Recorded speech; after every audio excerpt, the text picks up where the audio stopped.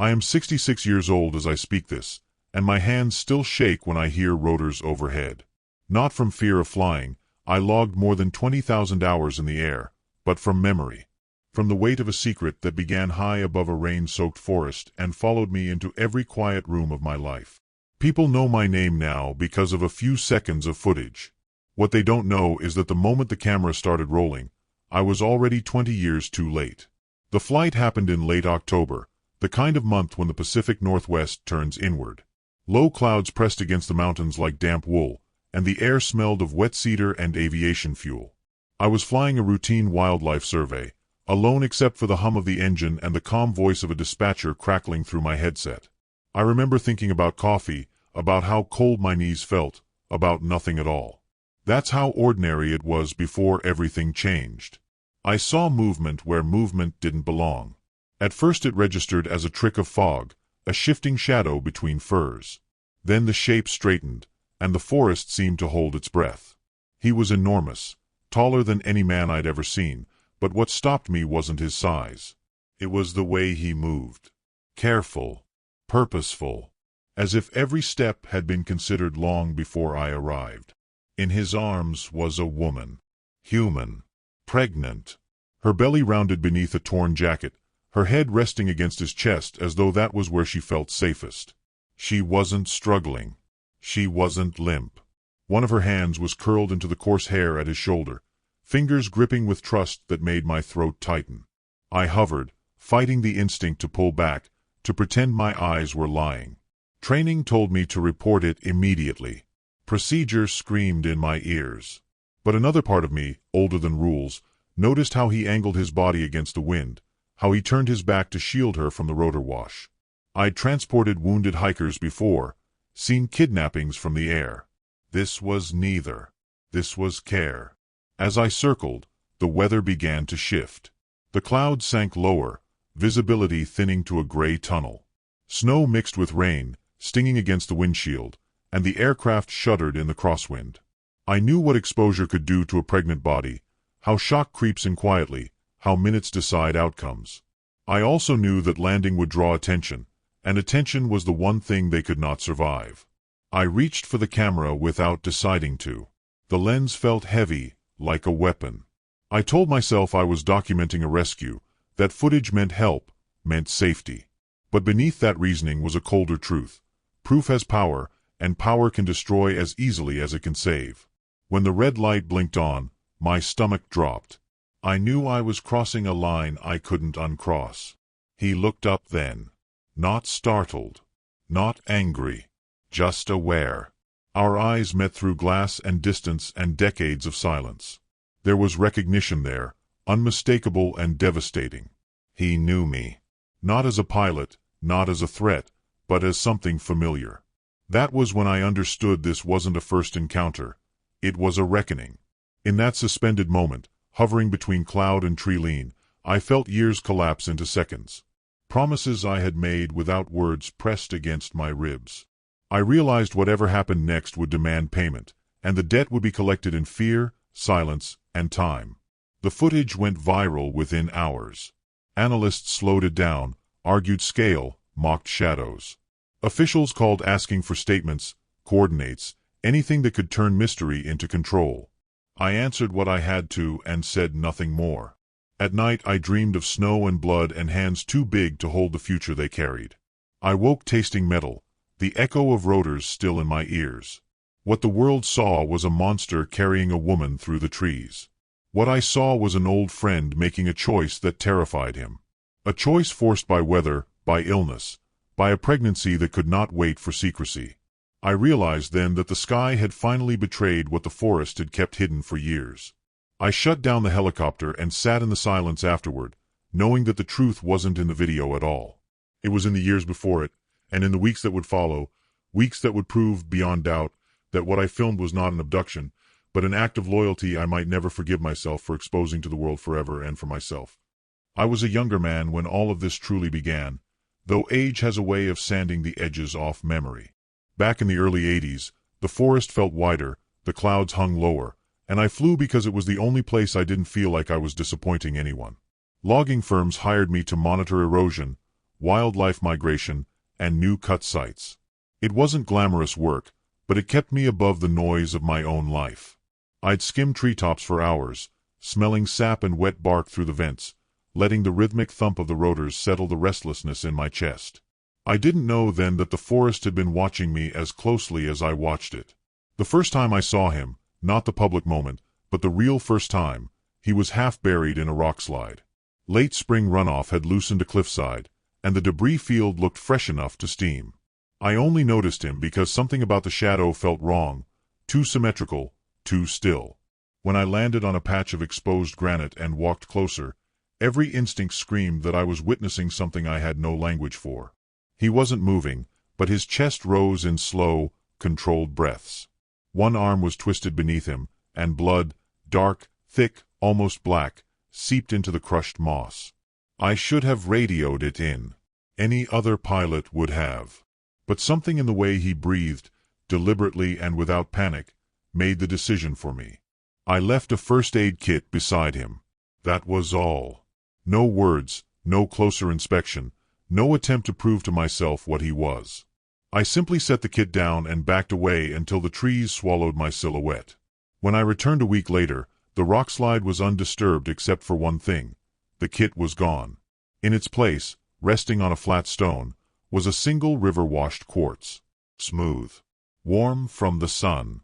As if he'd known when I would return. As if this was the beginning of a conversation neither of us was prepared to have. Seasons passed, and our silent exchanges continued. I'd leave bandages, protein bars, water tablets. He'd leave feathers, shaped stones, woven reeds. Always meaningful, never threatening. The forest became our meeting ground, a cathedral of unspoken trust where neither of us crossed the line of fear. I learned his habits from the air, how he preferred ridges over valleys, how he avoided fresh logging scars, how he moved with the seasons like a migrating shadow. Sometimes I caught glimpses of him at dawn, his silhouette dissolving into fog before my eyes could accept it. It felt less like discovery and more like permission. Years later, when I saw her for the first time, I didn't understand what I was looking at. A small figure near the riverbank, gathering fallen cedar branches. Pale skin against the deep green of the understory. A human woman. Thin, wary, barefoot. And he was there, standing several paces behind her, not as a captor but as a guardian. She didn't flinch when he moved. She didn't cower. When she straightened and handed him a branch, he took it with a gentleness that made something inside me shift permanently. I kept my distance and used the camera only once, and even then, I deleted the footage the same night. Some things were too sacred to be boxed into pixels. Over time I pieced together fragments. She had run from something, or someone. The forest was her refuge, not her prison. And he, this being who could crush a log with one hand, had become her shelter. They communicated through gestures, through the language of survival. I watched them build a life out of broken branches and second chances, and I realized I was no longer a spectator of the wilderness. I was a witness to a family forming at the edge of the world. I should have stayed out of it. I told myself that every time I dropped supplies from the helicopter or left medicine in the hollow of a stump. But winter storms grew harsher, and I saw her body weaken in the cold. The one time she fell trying to cross a snow bridge, he lifted her as though she weighed no more than a child. That was when I knew they needed more than the forest could give. Yet revealing them to anyone meant destroying them. My silence became both protection and burden, a loyalty that tied my fate to theirs long before I understood its cost. When she became pregnant, I noticed before he did. From the air, I saw her pause more often, leaning against trees as though steadying herself against the pull of the earth. He hovered near her constantly, restless, sensing change without understanding its danger. I felt a heaviness settle in my chest during every flight, a dread that narrowed with every passing week. I had kept them safe for years, but pregnancy is unforgiving, and the wild is indifferent to fragile beginnings. I feared that secrecy, once their greatest shield, might now become their undoing. I didn't know then that the day would come when he would step into the open carrying her, not out of desperation, but out of trust that I would see him, and understand what he was asking of me. And that moment, the one the world would later dissect frame by frame, was already gathering like a storm in the spaces between our silent years. I woke to a storm that felt older than the mountains themselves, a bruise-colored sky pressing low enough to touch. The radio crackled with warnings: ice accumulation, unstable air, visibility reduced to a breath. And still I climbed into the helicopter, because I had felt a different kind of storm building for weeks. She was close to term, too pale, too thin, moving with the slow, protective gestures of a woman conserving strength she didn't have. And he, my silent friend of decades, paced the forest with an agitation that made the hairs on my arms rise even from miles away. Something was happening to them, something I could not ignore, even though interference had always been the one line we never crossed. The rotors shuddered as I lifted off, slicing through sleet that slapped the windshield like handfuls of gravel. My fingers were stiff around the controls, not from cold alone, but from the sense that whatever waited in the valley would mark an end point in a story I had never intended to write. The forest below shifted between shadows and whiteout, branches heavy with ice, rivers choked by early frost. I scanned the clearing where I'd first seen them together, then the ridge he favored during storms. Nothing. The emptiness tightened around my ribs. She shouldn't have been moving in weather like this. He should have been sheltering her in the cedar hollow. Fear pressed its palm against my chest. When I finally saw movement, it wasn't where I expected. Near the old burn scar from a lightning strike years earlier, a dark figure trudged through wind so fierce it bent the bare trees sideways. He was carrying her, cradling her against him with a kind of gentleness that makes a man's throat close. Her head rested on his shoulder, but it wasn't the peaceful rest I had seen before. It was limp, surrendered. Her coat was pinned open by the force of the wind, and her pregnant belly strained against fabric that seemed too thin to hold a future inside it. The forest dimmed, the sky narrowed, and all my senses tunneled to that single, devastating image. I lowered altitude, fighting turbulence that slapped the helicopter like a hand swatting a fly. The engine howled, alarms lit up the console. Still I hovered, because leaving wasn't an option anymore. He turned slowly, deliberately, as if he had known exactly when I would appear. Snow whipped around him in chaotic spirals, but he stood steady, anchoring himself with his own body when the woman nearly slipped from his arms. The wind caught her hair, revealing a face drained of color, eyes half open in a way that made fear bloom sickly in my gut. She wasn't dying, I told myself. She couldn't be. But something inside her was failing, and he knew it. For the first time in all the years I'd watched him, he stepped fully into an open clearing, exposing himself without caution. It struck me like a blow. He wasn't hiding. He wasn't running. He was asking. He lifted his gaze to me, straight into the cockpit, and in that wordless connection, I understood the truth I'd been avoiding. He didn't know how to save her. He didn't know what would happen to the child she carried if she slipped away. And he didn't trust anyone but me.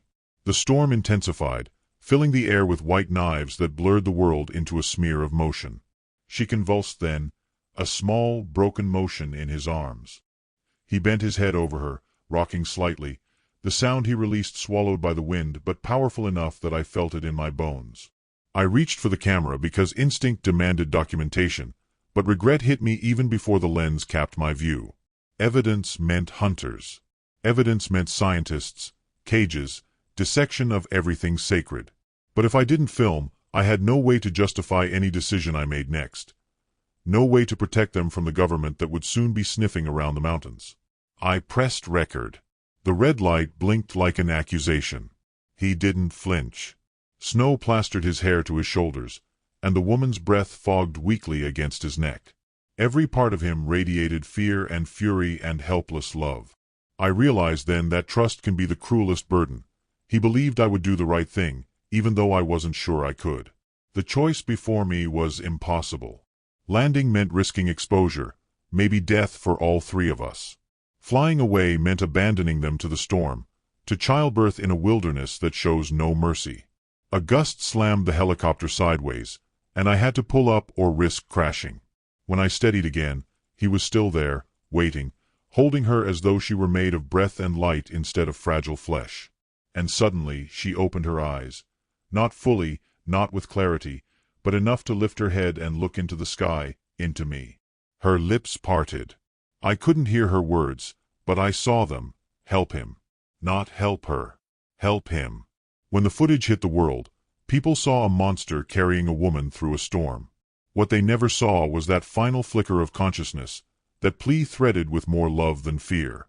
They never saw that she recognized me. They never understood that the sky hadn't betrayed them. It had betrayed me, because the moment I lifted the camera, I sealed all our fates in a single, irreversible act. And yet, 5 weeks later, when he stood before me again without her in his arms, I realized the betrayal still wasn't over. I was already an old man by the time I returned to the valley, though I didn't admit it then. Age creeps quietly, first into your joints, then into your breath, and finally into the memories you can no longer carry without trembling. I told myself I was going back to confirm something about the footage, to reassure myself that the world hadn't swallowed him whole after the storm. But the truth sat deeper, heavier. I needed to see with my own failing eyes whether the choices I'd made had saved a life or doomed a family. The forest greeted me with the familiar scent of wet bark and cold earth, but beneath it lingered something I couldn't name, an echo of absence, a silence that felt too deliberate to be natural. The cedar hollow where they'd once sheltered was almost unchanged, though the woven reed mats she had crafted were weathered and half-buried under moss. For a long moment I simply stood there, hand pressed to the trunk she used to lean against when gathering her strength. In that stillness, I felt the weight of every year, every secret, every gesture of trust exchanged between myself and a creature the world had never deserved. When he finally appeared, stepping from the tree line like a shadow remembering its shape, my breath left me in a ragged exhale. He looked older, shoulders stooped, formatted, movements stiff with a pain he no longer bothered to hide. And yet, when he saw me, something like recognition flickered through his eyes, a softening that made my throat burn. I approached slowly, the way I had learned decades earlier, letting him read my body instead of my words. He didn't retreat. Instead he lowered himself to a crouch, not in submission, but in exhaustion. That was when I noticed the tremor in his arms, the uneven rise of his chest, the dark patch beneath his ribs where the fur had thinned to reveal inflamed skin. Poison, maybe. Contaminated runoff from the new mining sites miles east. The forest was changing, and he was suffering in ways he didn't understand. I set down my pack and took out the last medical supplies I would ever carry into these woods: saline, clean gauze, the simple tools of human survival. He watched each item with an expression I once mistook for suspicion, but now recognized as something closer to gratitude. When I reached toward him with the saline, he surprised me by lifting his arm voluntarily. The gesture was so human, so weary, that my eyes stung. I cleaned the wound with hands that shook more from emotion than age. He winced, low and deep, but didn't pull away. As I wrapped the bandage, I found myself speaking aloud, not because he understood English, but because silence had become unbearable.